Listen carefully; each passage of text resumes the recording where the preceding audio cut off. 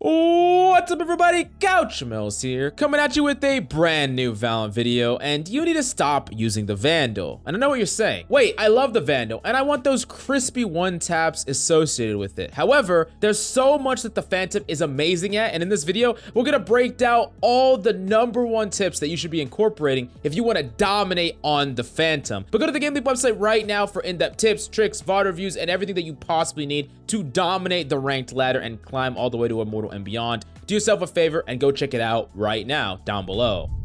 Now, while there are tons of people that prefer the Phantom to the Vandal, few utilize the many advantages over the Vandal that the Phantom has, like Sinatra does. If we think about some of the common rifle and aim tips, we think don't spray, don't run and gun, never ADS, and don't crouch. And Sinatra takes that rulebook and throws it out the goddamn window. So basically, we're left with a player who doesn't have god tier dinks at all, but manages to get consistently high kills and huge impact with the Phantom and even Inspector that no one else does. Now, the immediate next question you might be asking is, how the hell does he do it? And let's break down several clips from Sinatra showcasing exactly how you can get tons of impact on the Phantom. Now, Sinatra's gonna engage here from rope as he naded backside, Roomba close left, and his Sova drones in, but I want you to really watch how he fully utilizes his magazine here, not reloading at all until after all 3 of these kills. Many players have a very bad habit where they will reload after every single kill, but realistically, if you use your ammo effectively, you have a very large magazine to work with, and specifically with the Phantom, you have 5 extra bullets comparatively to the Vandal, and Sinatra makes use of every single one of those extra bullets. Now, on top of that, he puts almost 0 stock into first shot accuracy, as he basically never expects his bullets to be pixel perfect, with surprise, surprise, no rifle has first shot accuracy, so playing for that consistently is sometimes going to fail you.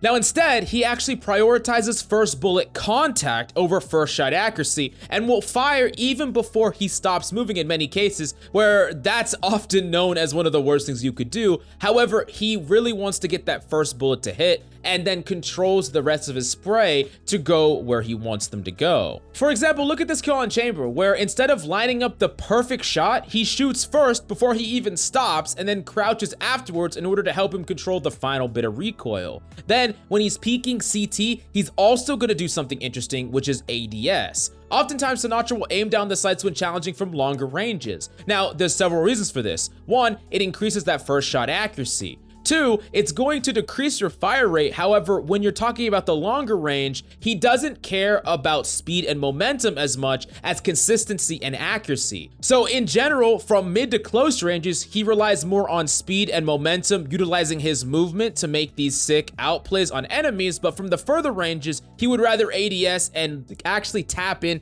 to the same consistency and accuracy you would get more from something like a Vandal. Now let's actually break down this next clip where he's gonna Roomba left and drop down, and he's starting to set up a grenade throw. However, the Sova killed his Roomba and peeked right away. Now, when the enemy Sova peeks him here, what do you think he does? Does he A, directly challenge, B, bunny hop away, or C, line up the perfect headshot? I'm gonna give you a second to think about it.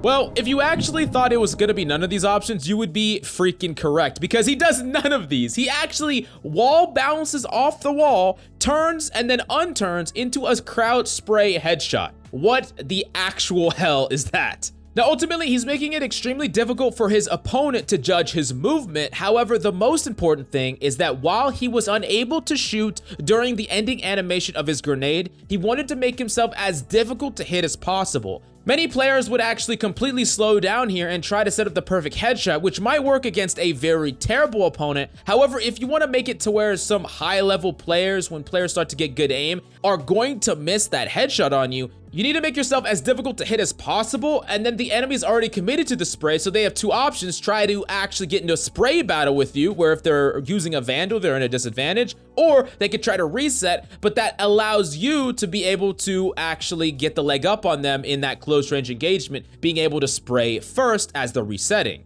Then he's gonna push up to the wall and swing out wide. Understand that this is actually a very important concept where the closer you are from the object that you're swinging out from, the further you're going to swing out on the enemy's screen. If you would have backed up from this angle first and then swung out, you're actually gonna be moving less quickly than being closer to the enemy, making it less likely for the enemy to whiff. Now, he's also going to see that jet and dodge the snipe while he tracks her, even though he doesn't see her anymore as the wall comes up. This is not lining up the perfect one tap, but consistent sprays and tracking until the target is dead. Now, in this last clip, Cilantro does something very interesting that I think is actually incredibly good if done correctly. You'll say he actually challenges in a wall bang battle, but still will commit to the fundamentals. So first he sticks here to the halfway point and will challenge the enemy. Watch how he peeks out, taps a tiny bit, and then repositions where part of his body is covered by the wall, and then he'll get in a spray challenge where he challenges the enemy based on their known location, spraying head level through the wall. This sort of battle actually favors the fire rate of a weapon like the Phantom, and it also protects you slightly up against a low opponent because he had slight damage advantage. Vandal users are incredibly afraid to take this type of duel because the recoil control can be really poor if you already start spraying through the wall. So imagine a situation where you start spraying the enemy through the wall, but then they swing wide on you. With the Phantom, you could actually swing your crosshair out and try to recoil control challenge that enemy, but with the Vandal, you're way more incentivized to actually reset your aim, which is probably going to get you killed. Anyways, I hope this breakdown helped you learn a thing or two about how to dominate on the Phantom and why you should start using it more and more. But if you want more in-depth breakdowns of top tier players, go check out the GameLeap website right now for high quality breakdowns of pro and streamer matches, in-depth tips and tricks, and much more. Do yourself a favor and go check it out right now down below.